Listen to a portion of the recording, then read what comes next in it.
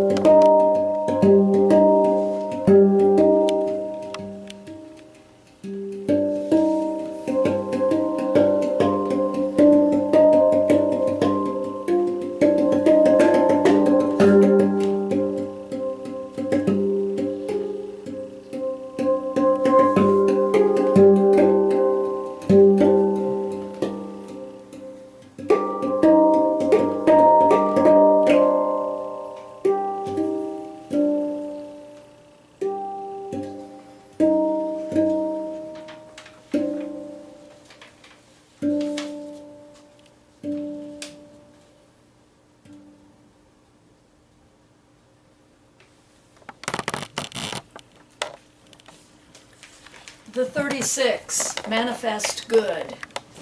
36, number of legend. For centuries, the cherished story, told in temples, synagogues, family settings. This saga of mystery, the Nistarim in hiding, or Zayakim, unknown righteous. 36 hidden righteous people required for the world to exist. Tradition says there was never a time when there were not 36 righteous ones, strategically placed around the world, keeping balance in the earth. No matter what wars, injustices, or evil, the 36 righteous ones quietly continue to hold the fabric of the universe together. Visible, invisible, no one knows precisely who they are or where they live at any given time. They are world servants, like Eastern bodhisattvas, enlightened beings who choose to serve humankind. They're not princesses or kings, those eager for limelight, but selfless men and women, not politicians who crowd to the front, desperate to be recognized, but humble yet developed souls who seek shadow and anonymity for the good they do. They are seemly, the true meek, said to inherit the earth, quiet ones with sensitivity and faith enough to right the world, restore the equilibrium of the universe. The 36 are spectacularly unspectacular. They appear like angels with a kind word, encouraging a weary soul to push onward when strength is gone, giving a gentle offer to help one turned down by too many others, offering a smile of approbation and love to one whose heart is broken, extending a helping hand of empathy when most needed and least expected, bringing back a dejected soul from the ledge of a building or bridge span with renewed hope. 36, the elect, the number of legend, who somehow bind together a broken, bleeding planet and make of it something shining, exquisite in the eyes of its maker.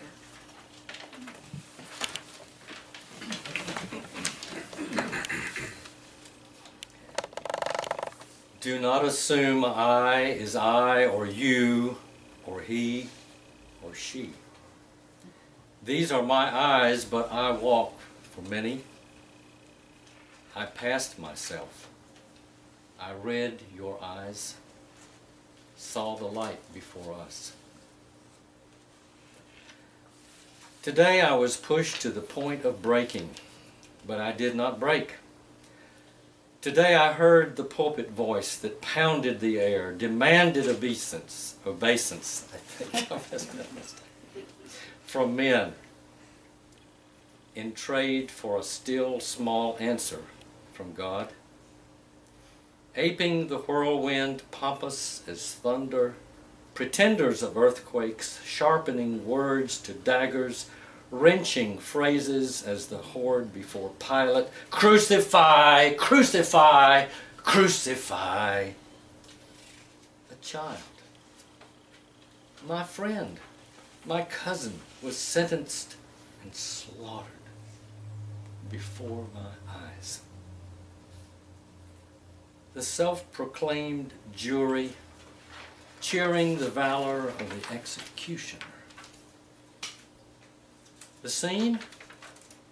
A pack of jackals slobbering for the kill? Kick him again, see how he writhes.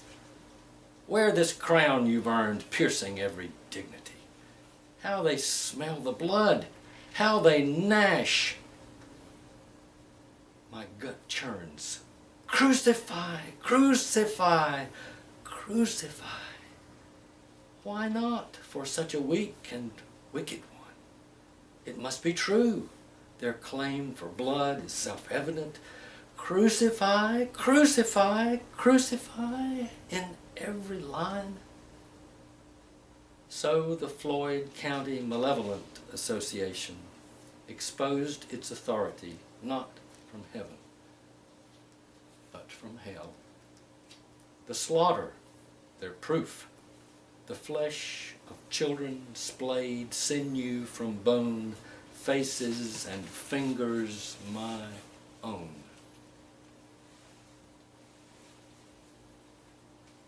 Today I walked beside the gates of hell, the stench of terror mouthed from men wearing crosses, parading their ordination to torture the tender, the innocent, the lesbian, the gay, bisexual, and transgender who I am. Would you shout at God, His servants, His children, His flowers, or any part of His holy creation? Today I was pushed to the point of breaking, but I did not break. I arose.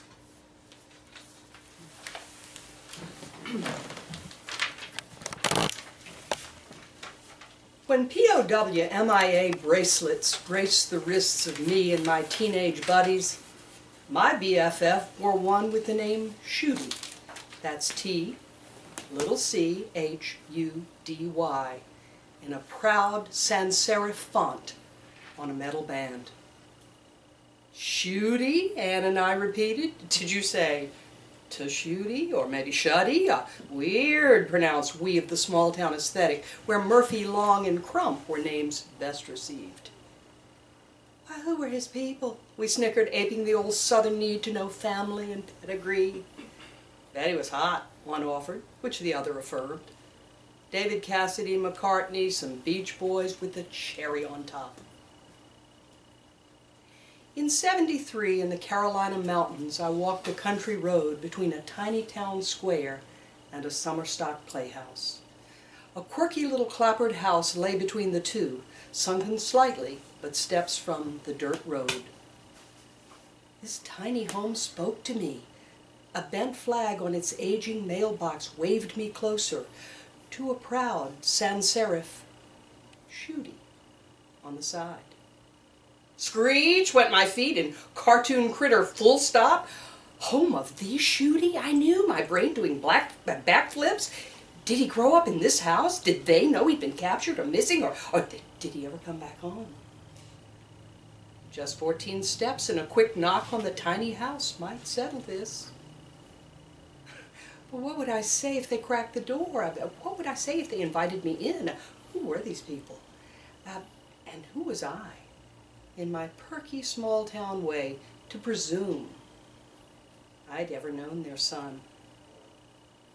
If there was a son, and he was the namesake of the bracelet.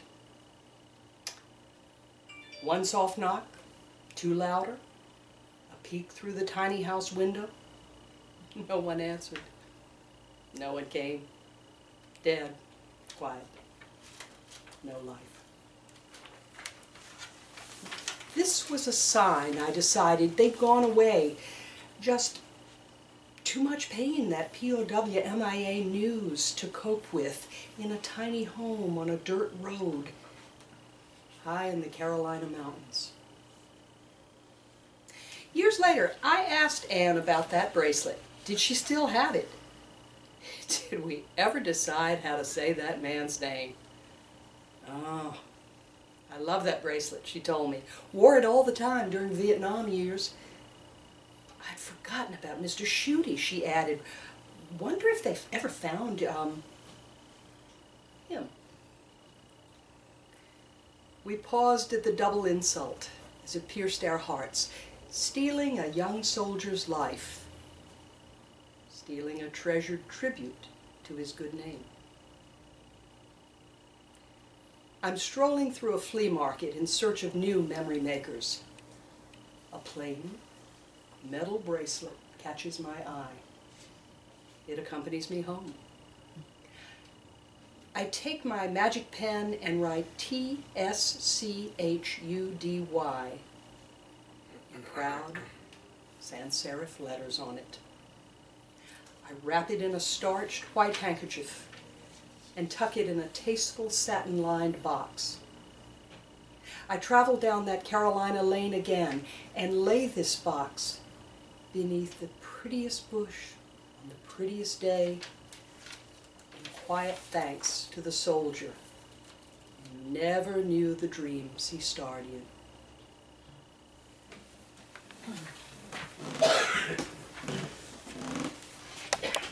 Dead fledglings. Something should have forewarned me about the 4-mile stretch of forsakenness and forfeiture between New Kent and Norfolk.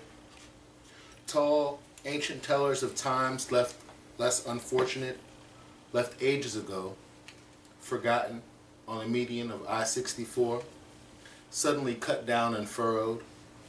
The scourge of formless dead trees forested into piles, once thriving, alive, before fork-tongued Columbus and settlers arrived, 400-year-old legends left to rot beside tractors, forklifted into formidable and convenient graves of forgotten birdsong and greens. No limbs left to forage. I wonder, was this foretold or unforeseeable by shaman and fortune-tellers? Forecasted after the first foreigner's fortnight as they chopped more than enough wood for foreseeable winters? A simple forestage, proscenium, before dynamite cut down mountains, borns eons before us to push forward our iron horse? Are we, for these acts against our own mother, forbidden from heaven's fortress, forevermore, lost in a gaze on a never-ending road forlorn? Can we ever be forgiven?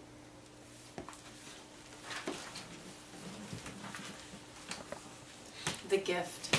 Special delivery wrapped in gold and silver, tarnished in time from exposure, layered protection from the sun.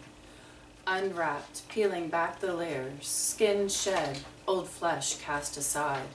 A return of sparkle, digging deeper.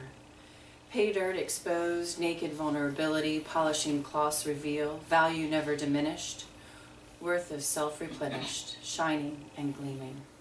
The gift for many years unseen, camouflaged within the seams, hidden within a closed heart, ready to be set free. The gift, this gift of God is me. Each life, a life from the earth, meeting the ethers created in flesh to serve, a purpose, an expression of greatness, at times lost in layers of confusion, delusion, the value of which remains the same despite the tarnish, nor the shine of varnish. Each gift of infinity.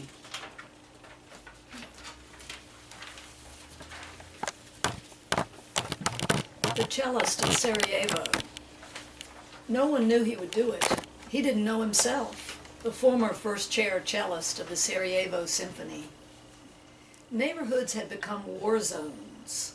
380,000 people without food, power, water, or heat. Still familiar streets, now snipers' favorite hiding places. Over 300 mortar shells fell from the sky each day, a diabolic Russian roulette, as frantic citizens risk lives, dragging wounded neighbors from bloodied streets, praying they would not be killed.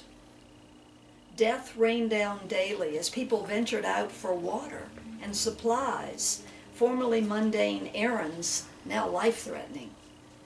The cellist, from his apartment window, saw a bomb fall on people waiting in line to buy bread. 22 died. Many were wounded. His decision was made. The next afternoon, carrying his cello, dressed in concert best, he strode to the crater where those fragile people had been slaughtered the day before. He adjusted the stool he carried and with great dignity played a heartbreaking lament, Albinoni's Adagio for strings in G minor. Once complete, he stood silently, gathered his cello, his stool, and walked quietly back to his apartment. Each afternoon thereafter at 4 o'clock, for 22 days, his ethereal music mesmerized the exhausted city, giving tribute to each person whose life was taken at the bakery. Such a tempting target. The Serbs swore to kill him, while Bosnians and Croats vowed to protect him.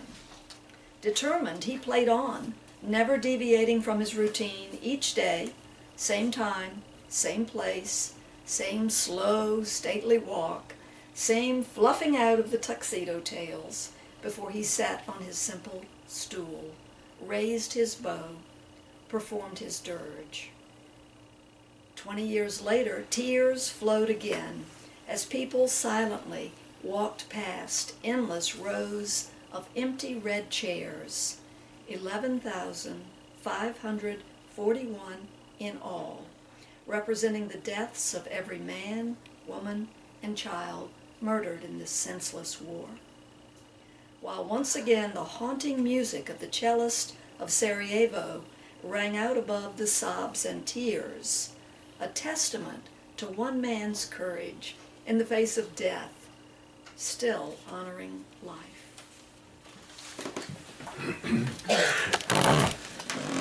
This is a poem that was written in a Quaker meeting up in Pennsylvania that Judith and I were attending for the very first time. And also attending that same day was a man from China who had never been there before, was walking down the street and felt led to come in. And he had never been to a Quaker meeting before. Quakers sit in silence for about an hour unless somebody gets a little frisky and wants to talk early. But with great courage, this man stood up at the very end and he spoke of the suffering under Mao that happened to his family, and then he began to just sing in Chinese. We had never seen anything like this before. And all along I was writing a poem, if you talk about luck. You know. I call this poem Wild Horses with the Wagon. The floor is speaking. Dowels are silent. Gravestones keep it all to themselves while the ceiling sags. One cannot be more crooked and feel at home. A creaking of dry wood, a cracking of end grain, windows open to hold us in. From time to time comes memory, forgotten by the newest bench, so ashen white no one sits it.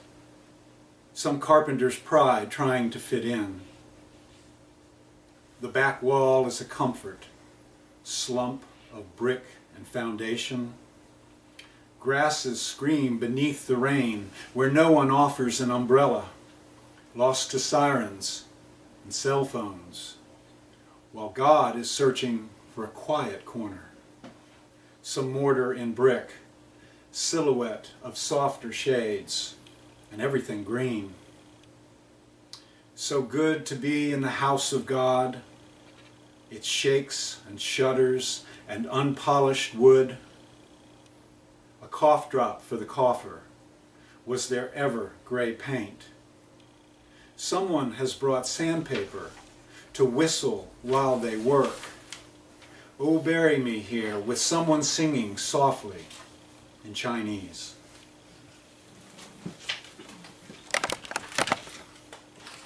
Gaia has no weekends off.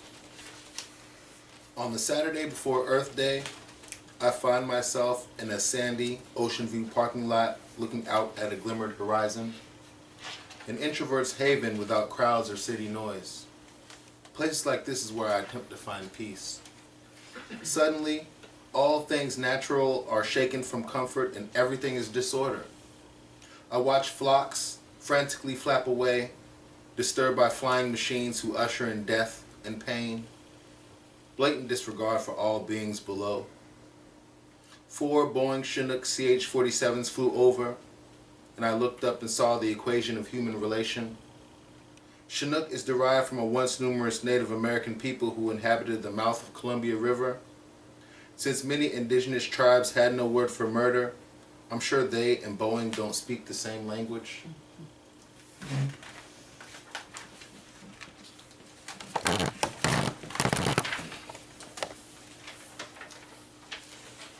The musical house.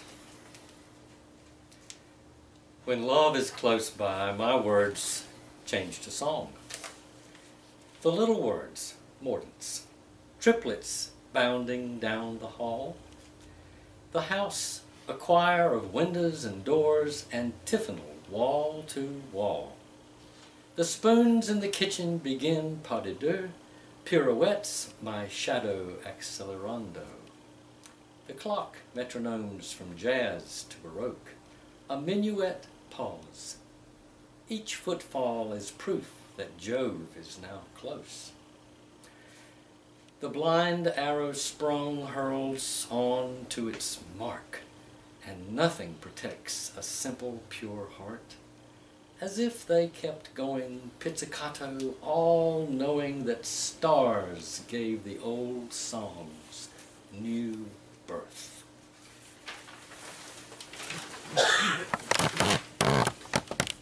Infertile earth, for those with eyes let them see, for those with ears let them hear, for those who seek let them find, yet do avoid the incessant looking behind. For in our bitterness we turn to salt, spreading our ashes onto soils, turning them and us infertile. Travel time. Jesus! Who took the wheel? I motored west on the concourse of 6s and 4s. To my right an Escalade, grapevining like soapbox derby or drunken wedding dance. I clocked it. Exit 46, 90 seconds away. Get over, I muttered. Get over, get over, get over, get over, you son of a bitch! I gulped. He loves the little children, he loves the little children, he loves the little children, he loves the little children. Exhaling slowly as it insolently shot by. I ate his dust. It was delicious. I was grateful. Thank you. I quaked in silent hosanna, not quite ready to die for his sins.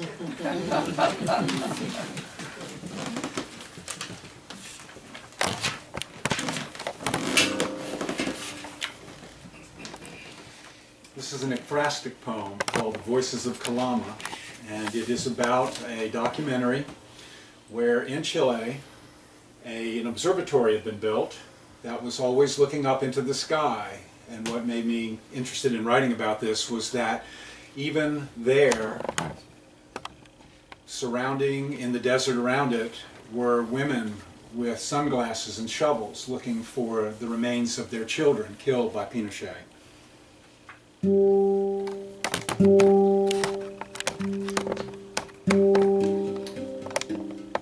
The Voices of Kalama. Light is big. It rolls on soft wheels, elevates its spectrum with fine polished tools. The moon won't forgive its invasion, pockmarked like a teenager, a scabbed blue planet. Germans make good telescopes. Santiago sleeps watching the sun. Lost in a wrinkled map of sky, reflected in poor window glass, blown from dust and thrown about. It's where we hide the bodies. engrave them on our soul. We tamp down stardust and put Pinochet to bed.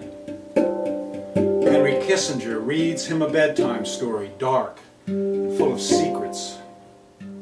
Imagine him walking on Mars, stepping over graves of lost poets, pious rivers of stone, weighing them down, permeated with salt and Spanish mud.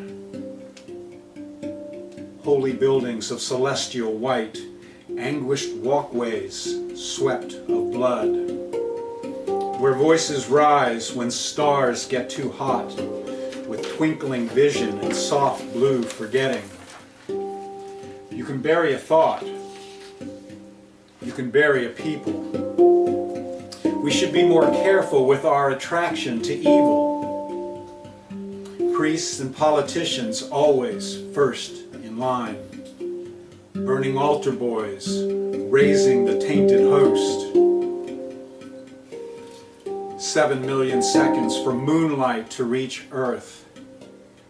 Henry Kiss picks bones in the graveyard, some young boy who escaped his grasp. The present is a fine line crowding the podium, connecting dots to evil men who trample children, bury them in unmarked graves with distant stars as witness.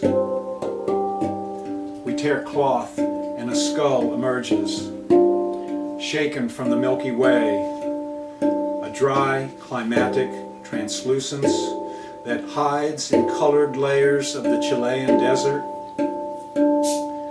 Blood red soaks into brown, windblown, vulture dry.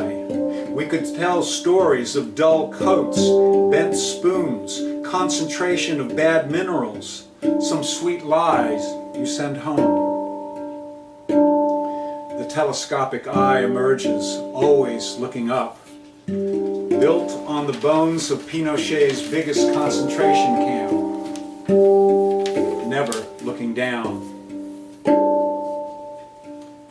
Transmit history. Hope to survive. Stardust fills pages, drawings of cramped quarters, testimonial in 9 steps, 30 meters, or some solitary confinement. Kiss Henry with a candle, shouting freedom and freedmen and free market economics. I say danger, high voltage. All ears listen to the sky, rare witnesses to the unreal. Children of exile return home to bury the past and set it free. 30,000 people disappear. Torturers walk the streets. One wants to know. One has to forget. It's not so easy. Henry Kiss slips away to the north. The voices are too much. A star is recording his story, lost in some galaxy, where footprints are found, where mothers in sunglasses search for children with shovels. You find your brother, his foot in a shoe, teeth, his shattered skull. Some people wonder why we want bones. We want them so much. The calcium of their bones is the calcium of stars, all the same since the beginning of time. An unmarked grave is beautiful if you photograph it well. We cannot forget our dead. We will find them someday. Memory has a gravitational force. We're all drawn in.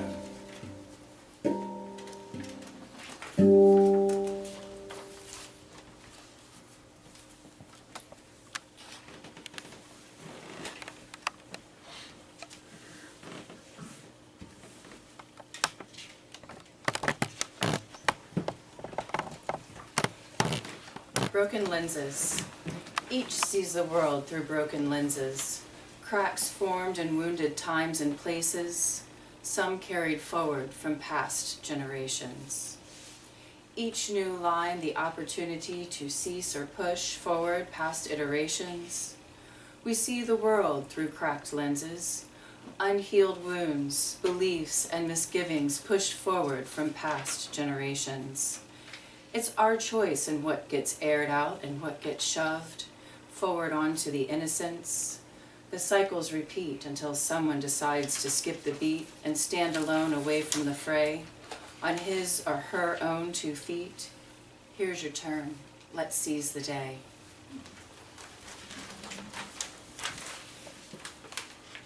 Ode to the Bee. We walk on 2, confused.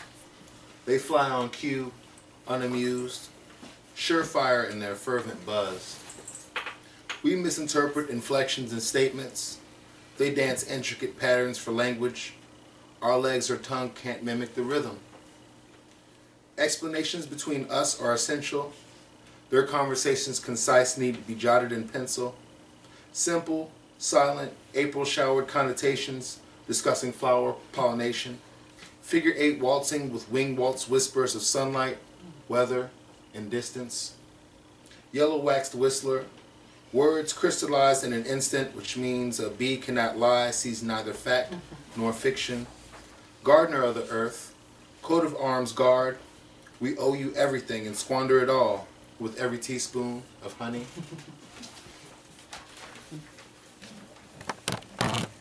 Telephone samadhi. A normal day, like any other, scant warning, then tsunami inundation. Thousands instantly swept away, never again seen.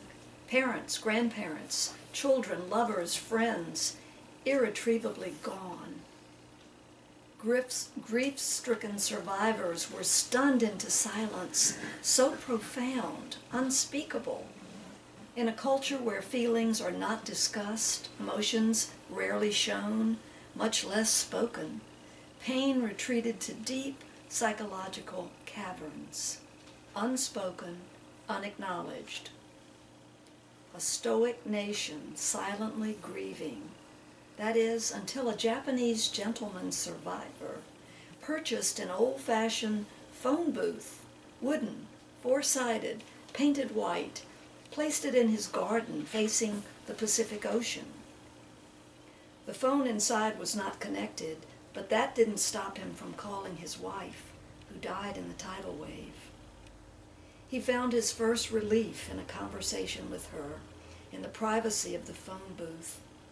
Sobbing out his loss, letting her know how much he missed her, he concluded with a koan many Buddhists later added in the privacy of that sacred space, a heartfelt prayer of reassurance. He told her, "I'm doing my best to continue," so that she too might proceed unhindered on her way. Word spread quickly. People began arriving from all over Japan, every day, every hour, every season. Young people made pilgrimages to the garden dojo, calling missing parents, grandparents. Men and women called lost partners, children, friends. People of all ages finally sobbed and grieved, told loved ones simple truths, freed of all constraints, inside that plain wooden phone booth, high now above a now peaceful Pacific Ocean. The bridge over the bay that day. Sunlight shone like thousands of glistening diamonds on the ripples of the bay, as if God were skipping stones across a pond. Even God wants to play. The summer bay breeze wrapped around me in my open Jeep as I started to cross the bridge that fateful day. My mind on what I'd order for dinner, surrounded by my friends after a week of vacay with my kids. Without warning, I heard something peculiar and turned to face the sound. From the left, a downed motorcycle helicoptered towards my Jeep. My body stiffened as I prepared for the impact upon me. That came later. The car beside me took the hit and stopped the bike from crashing sidelong into my hip. Immediately looking around for other projectiles that could threaten my safety, the bubble was broken already and was about to become shattered completely. Within seconds, I parked my car at the peak of the bridge, knowing somewhere up ahead I'd find the downed motorcyclist. I heard a woman's voice instruct another, "Take off his helmet," while in the background I could hear a young girl screaming. Within steps, I could see his seemingly lifeless body on the concrete. There were already 4 other motorists working on him. 2 were applying tourniquets supplied by undercover cops, somehow also on that bridge that day. When I got closer, I offered to help. One of the men asked me to sit with his daughter. She was the one who I heard earlier screaming. Without thinking, I walked to their SUV and asked if she wanted to sit with me. She agreed, and I walked to her side of the car, where she sat in the back seat. I asked her to slide over. As the motorist continued to work on the cyclist's body within feet from us, I held her in my arms.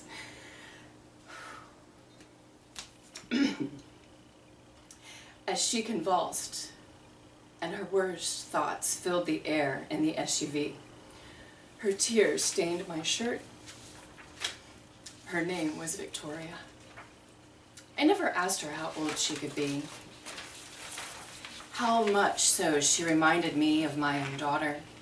It seemed an eternity from the earlier bike screeching to the point where the sirens began screaming. From both sides of the bridge, as if in stereo, I knew then it was time for me to go. Removing myself from the crying girl's SUV, I got out and further assessed the scene. It was easy to see the motorcyclist was struggling just to breathe. One of the women, a nurse apparently, was describing his pulse as thready, and she noticed that there was hardly any bleeding, though his body lay mangled, or so it seemed. I offered a CPR mask. She pointed out he was still breathing. "Yes," I said, already sensing what was impending. An officer approached and ordered a return to my vehicle. The quarter-mile seemed a death march, and when I slipped into the open door, I sat dumbfounded. Helplessness set in as the motorcycle took some of his final breaths. Soon the white sheet was placed, yet I could not forget the distance and hallowed look on what seemed a sweet face. Grateful already that I had asked my friends for his soul to pray. And part of myself also died on that day. Much like the sparkles on the bay, I was learning from God. Life is too short and fleeting, and needed to be filled with more joy and play. In the aftermath, I learned many things. The 6 degrees of separation between human beings. At least 6 other people I know connected to that scene in some way. That day on the bridge, that day, also I learned the importance of carpe diem. So I've shed the things that no longer support joyful being.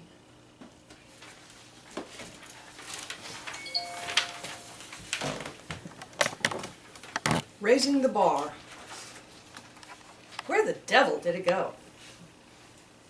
I can't find it. It slipped out of my hands. Our hands, when we weren't looking. Beneath our logic, behind our conscience, under our faith. Just not paying attention. Well, of all things, the one.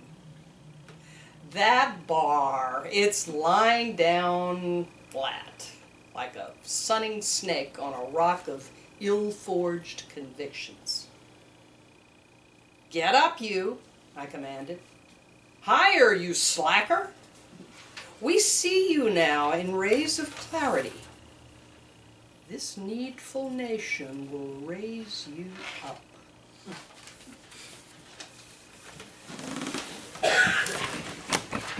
I'll introduce this very quickly. This is a poem based on a movie called Tales of Love and Darkness, and it was starring and directed by Natalie Portman. It was her first directorial movie. And I've called the poem Late 40s in Palestine, and we're divided into voices here. Once upon a time, a village was abandoned. Even rats took their leave. The rain, the birds, cleaned everything, till the one left behind appeared in the doorway, the light of his shadow about to begin to rebuild.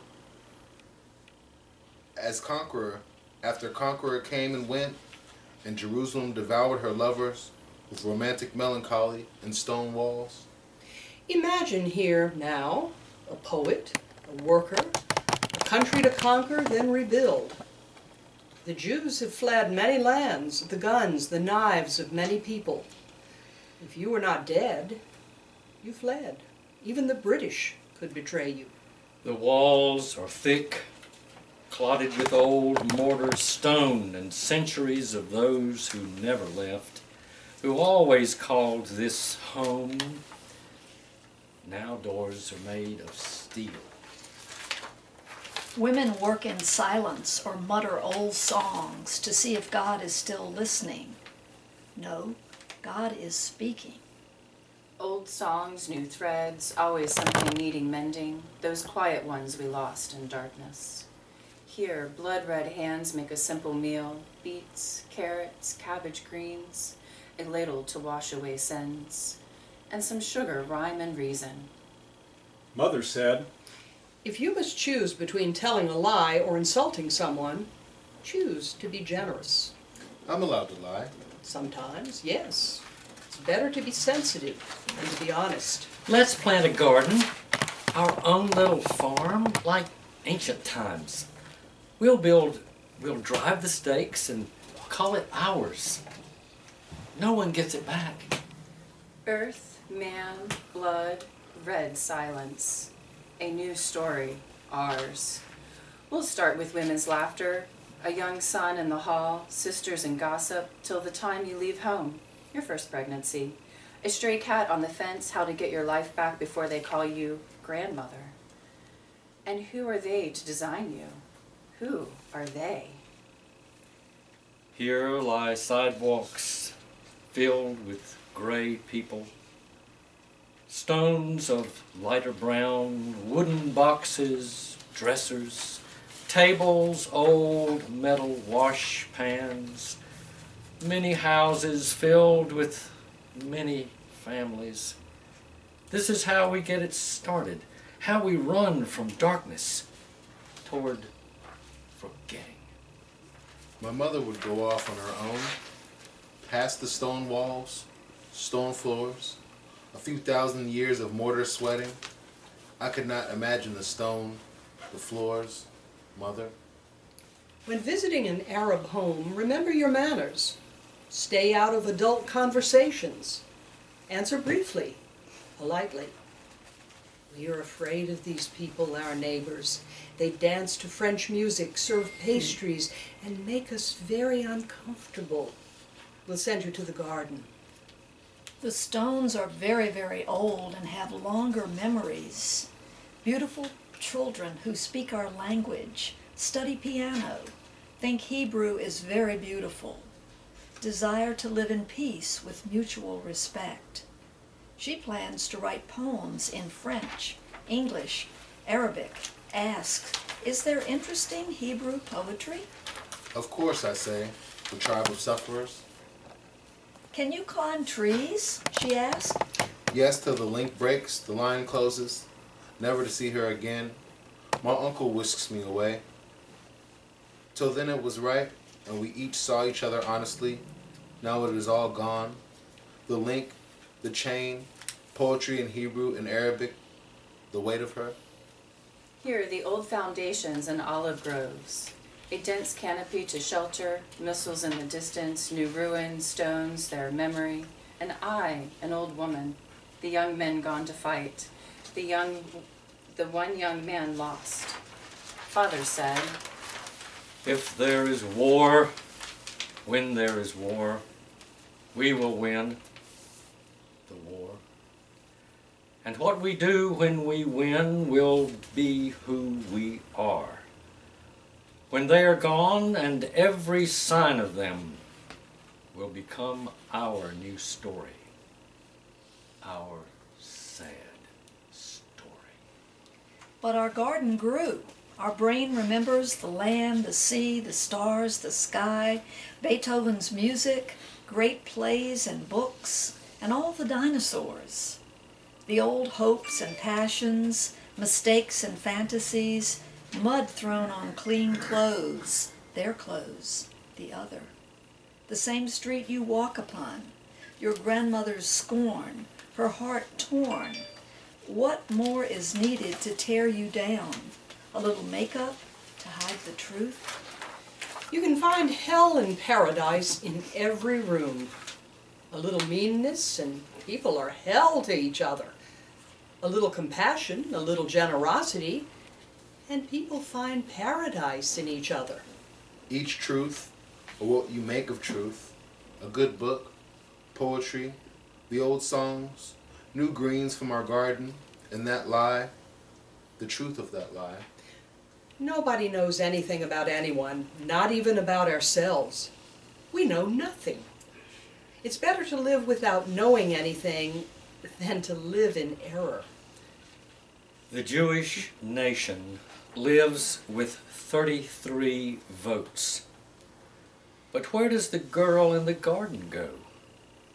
So soon we burn our neighbors' homes, add sandbags and mourning, knowing the worst conflicts are those between two persecuted people on harsh Jerusalem stone. The Jew hating the Arab, thinking him anti-Semite. The Arab hating the Jew, thinking him European colonialist. And then mother's friend died, beyond the boundaries of her story. The suffering wasn't romantic at all. I held her through the night. Then we returned to our new homes. My mother stopped telling her stories. She went to the stone walls now and again, the place of her drowning. Then she would follow me home, quiet, enclosed, and full, like a well in a deserted village, surrounded by dark birds, dark thoughts. Finally, my mother sleeps beside me, where we hide and tell ourselves the truth. It is enough.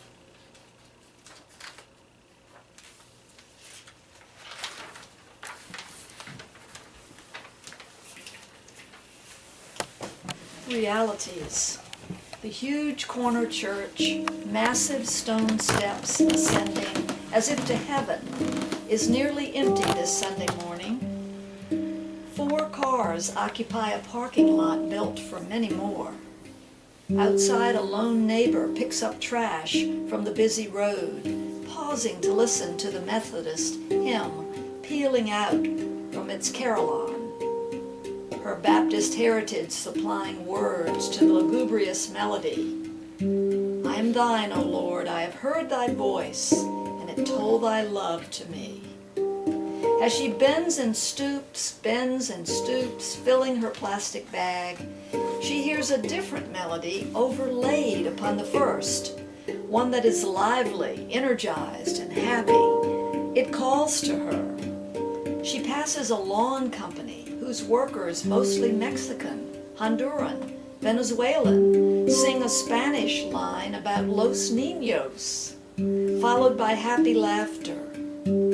She walks home smiling at the diversity that has come to America against great odds and is asserting itself, finding its place, though having to fight for it like slaves of old, and like that earlier group of indefatigable men and women, lifting and strengthening all of us against our will.